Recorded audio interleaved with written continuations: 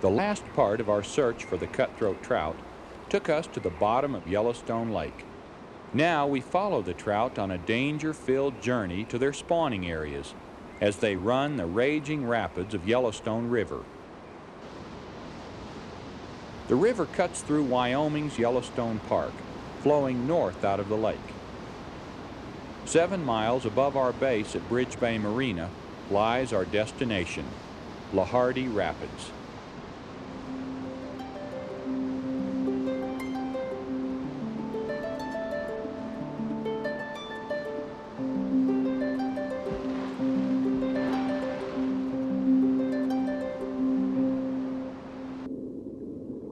Hundreds of huge river cutthroat congregate below the rapids for the first major hurdle of their journey.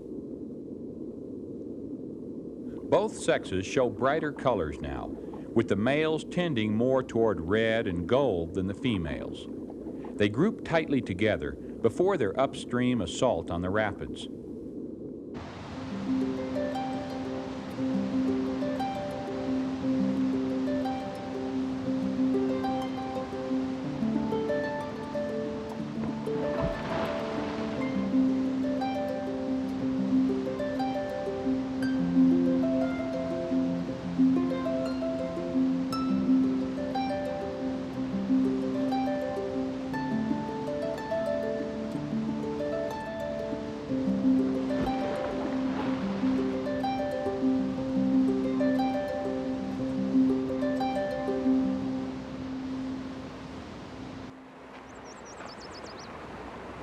I move in for a closer look.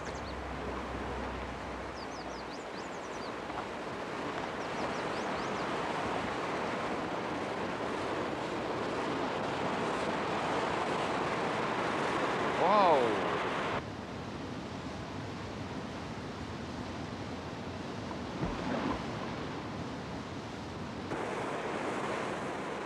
Great! Like their larger cousins, the salmon, cutthroat must battle the wild river. Water velocity at LeHardy Rapids averages 5 feet per second. This section of the raging Yellowstone is a mighty challenge for a little fish. Wow! I feel like an early explorer. They told of being able to reach right in and come out with a handful of trout. But the same slime-secreting glands that seal the fish's scales from bacteria also keep it from being caught too easily.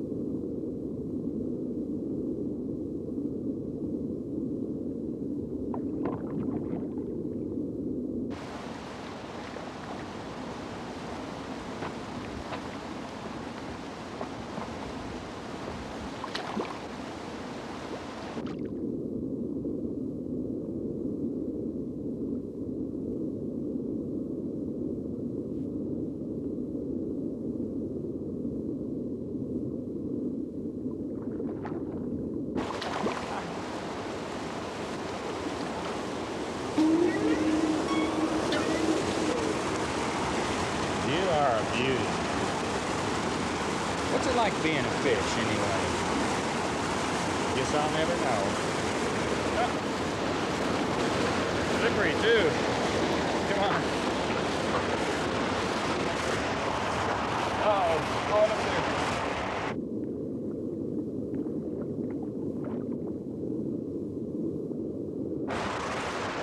There you go.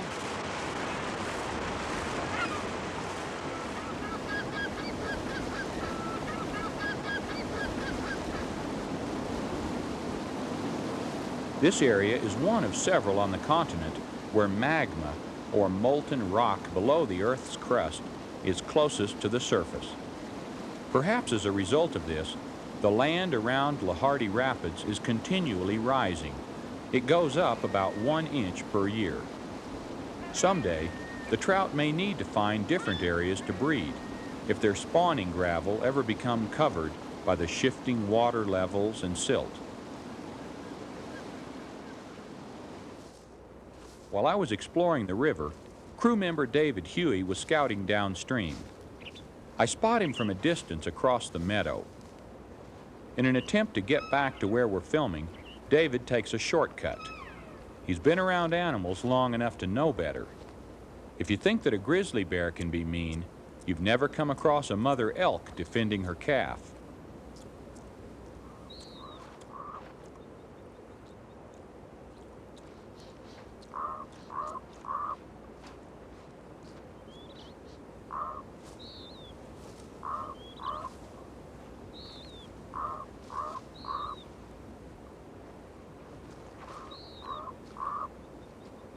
Uh-oh. Uh-oh, whoa. Whoa. David barely pulls off a bluff. Whoa. Whoa.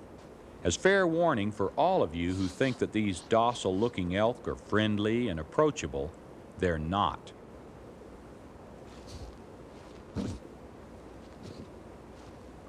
The cow sounds a warning to the other elk and to David by grinding her teeth.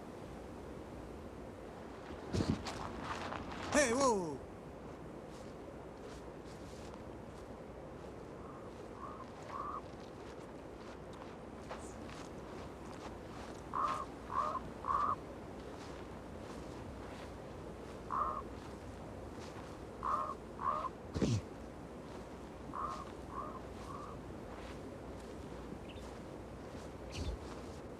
Don't ever approach wild animals this way, especially a mother and her baby. It's a mistake many people make in Yellowstone. When I asked David later why he did it, he said that it seemed like a good idea at the time. I recommend that we all learn a lesson from him, because in the end, his shortcut was more dangerous than time-saving.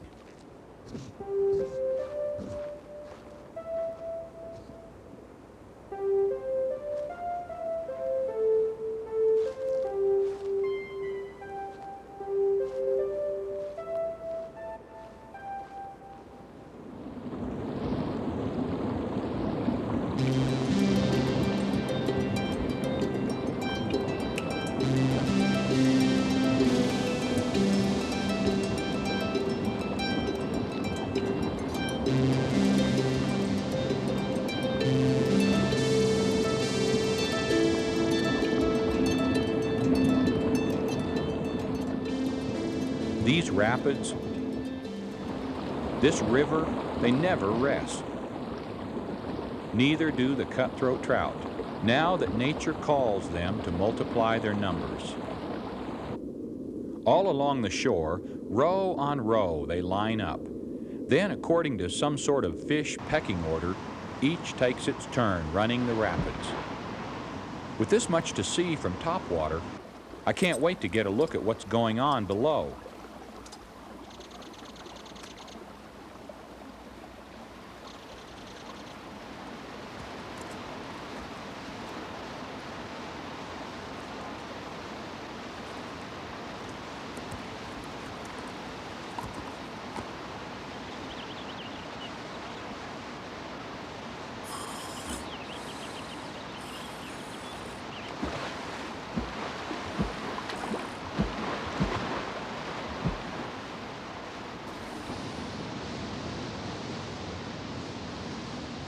The trout make it look so easy, but for me, one wrong step and I'll be swept downstream. Fortunately, I find safe footing and a trout's eye view of the action.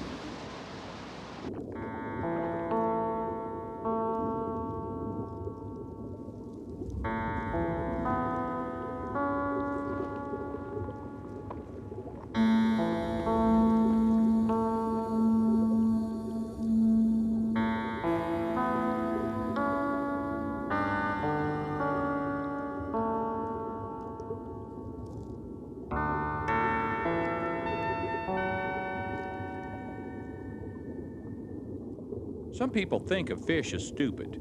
Anything but. Life in the wild has taught them what to approach and what to avoid.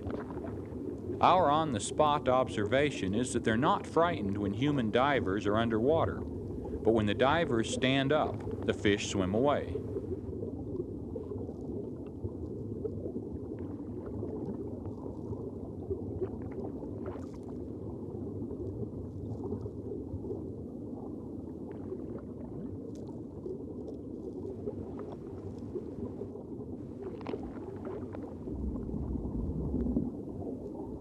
The black lava rock covering the riverbed is evidence of the lake's volcanic beginning some 600,000 years ago. And the fish also seem ancient, as they dance to an age-old rhythm of procreation and survival.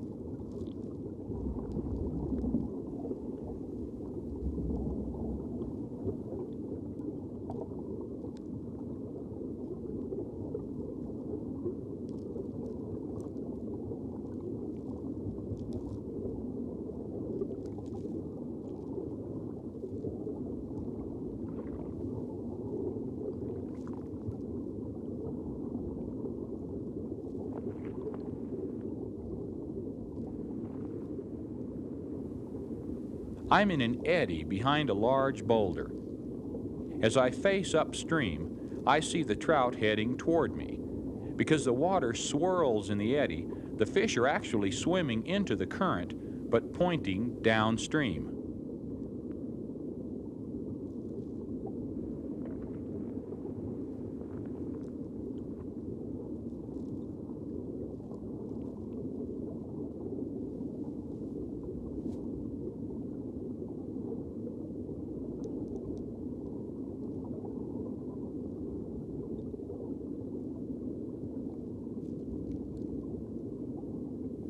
Even though the cutthroat are not shy, they're not overly friendly either.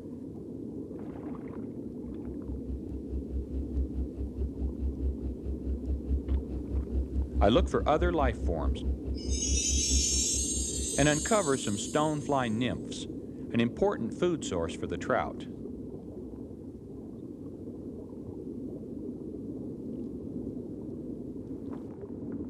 These nymphs are an immature stage of an insect that's known by two names.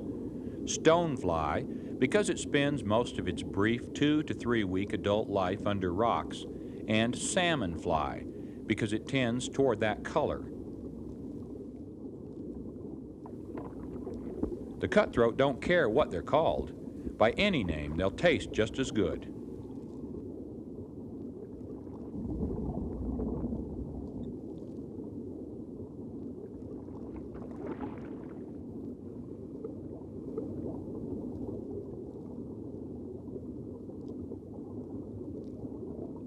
The feeding gains me some friends.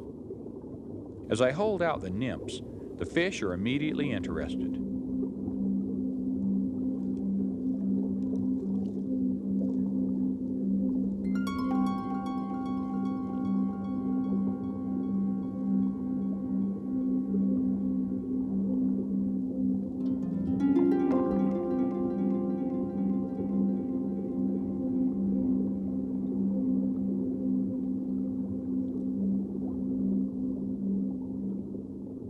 An absence of salmon flies points to pollution. Both insect and fish require oxygen-rich waters.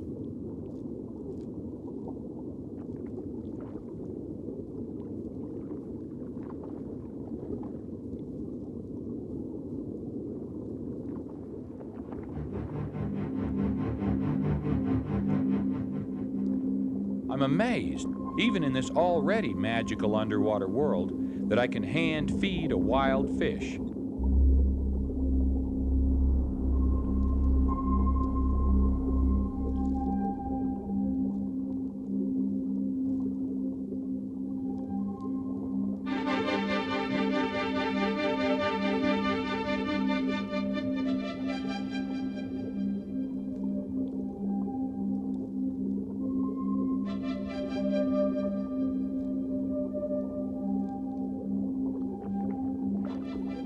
But even more amazing is the next discovery about how the fish eat. They chew the nymphs. I never had any idea that fish chewed their food, and I certainly never read about it anywhere. I thought they just gulped it down.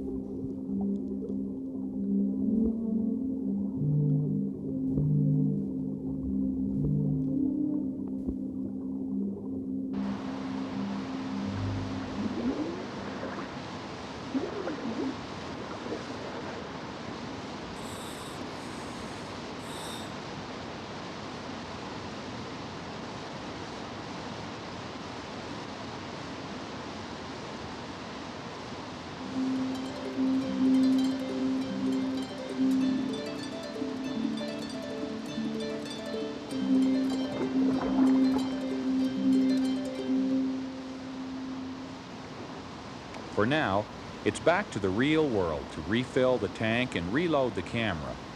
Still, the sight of the cutthroat stays with me. They're truly fascinating, much more so than I ever imagined.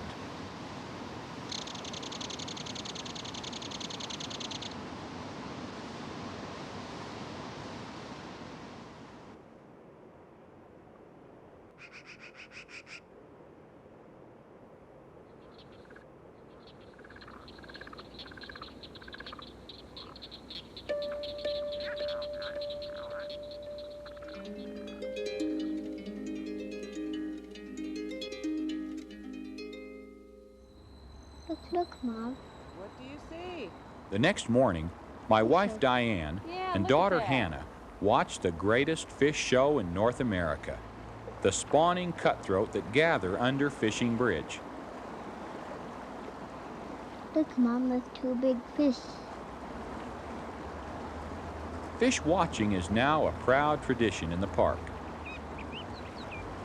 In fact, today more people watch than catch fish. But fish catching was once the main activity here. The bridge was closed to fishing in 1973 after years of overfishing caused the collapse of the cutthroat population in the 60s. At the beginning of the century, trout of enormous size were common, and there was no limit to the number that could be caught.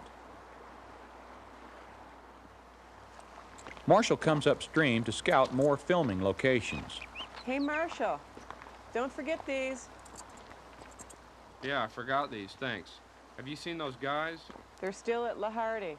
Yeah? Well, thanks for these. Although prohibited from the bridge, fishing is allowed in nearby waters and provides what many consider the best trout experience in America.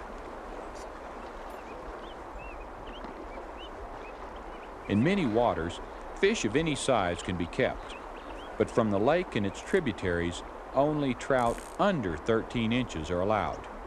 This leaves the larger, older fish to produce more offspring.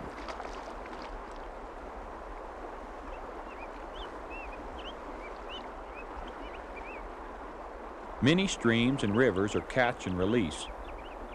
Some areas are closed entirely. It's wise wildlife management, and the Park Service is to be commended for setting aside this rich source of food for the original inhabitants. The cutthroat is vital to the survival of this otter family, to the osprey that fishes in the river, then returns to its nest in the canyon.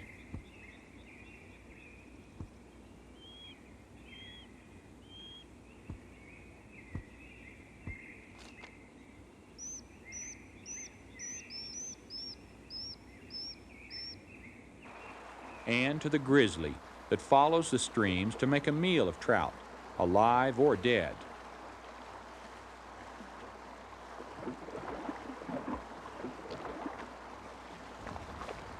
This relatively young bear is about 3 to 4 years old.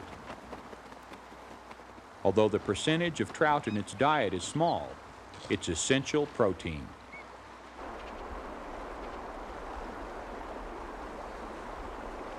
The spawning trout also require protein.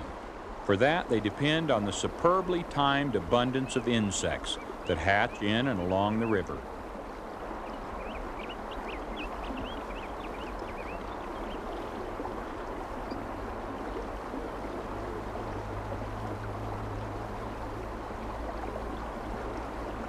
These moth-like creatures are adult caddisflies. They swarm by the millions.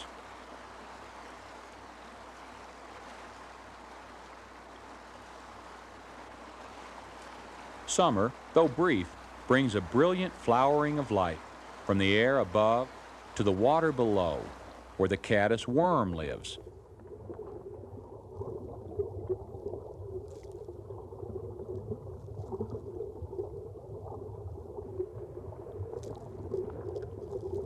Many carry their homes around with them. The constructions are characteristic to each species. This bristly version traps food particles and may discourage predators.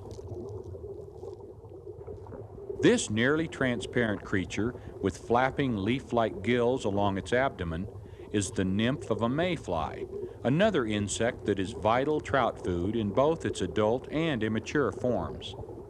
It may remain in the larval stage for as little as 16 days or as long as 2 years.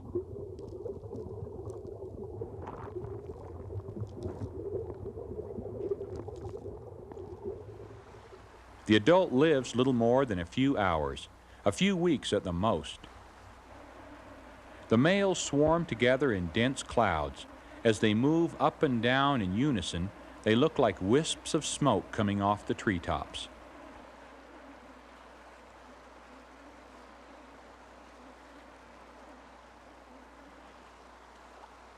Several fishermen's artificial flies are modeled after this, the adult mayfly.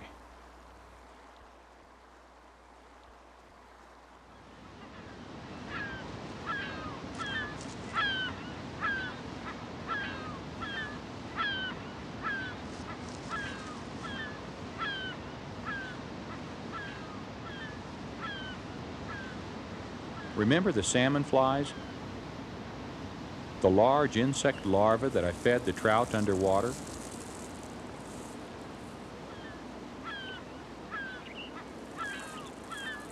They crawled ashore to molt out of their shell into these mature adults.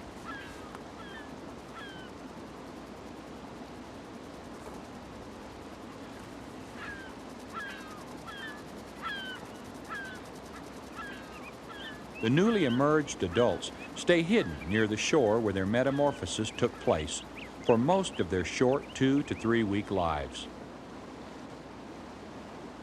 Most cannot feed at all.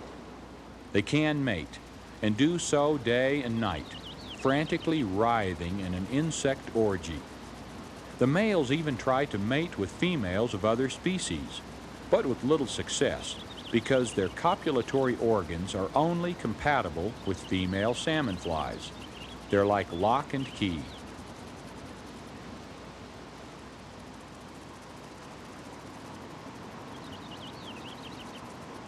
As the salmonflies search for mates, they provide a wealth of food for several animals, such as this leopard frog.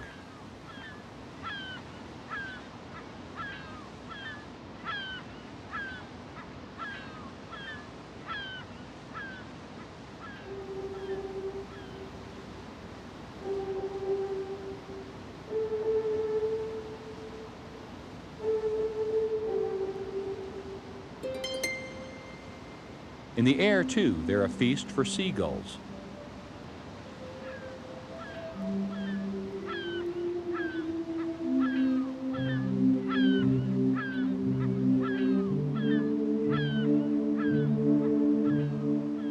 The female, a ball of fertilized eggs stuck to her abdomen, finally leaves the land and returns to the river to deposit her egg-laden ball.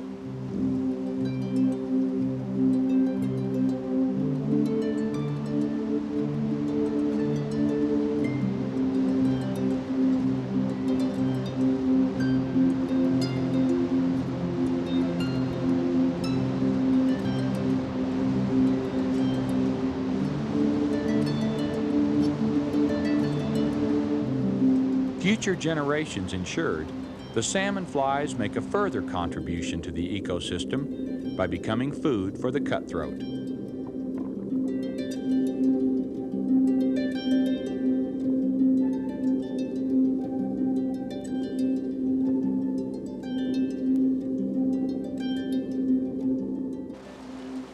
Relics of an ancient past, salmonflies, or stoneflies, colonized the continent during the ice ages.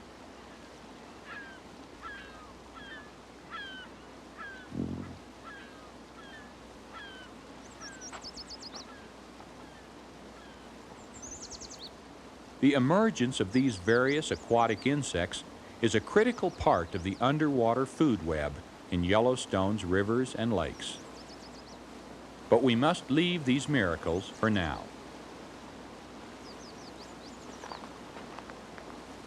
In the next part of our story, we'll be moving with the fish again as they head up the spawning streams to continue their cycle. It's there we'll discover the amazing conclusion of the cutthroat story. I'm Marty Stouffer. Until next time, enjoy our wild America.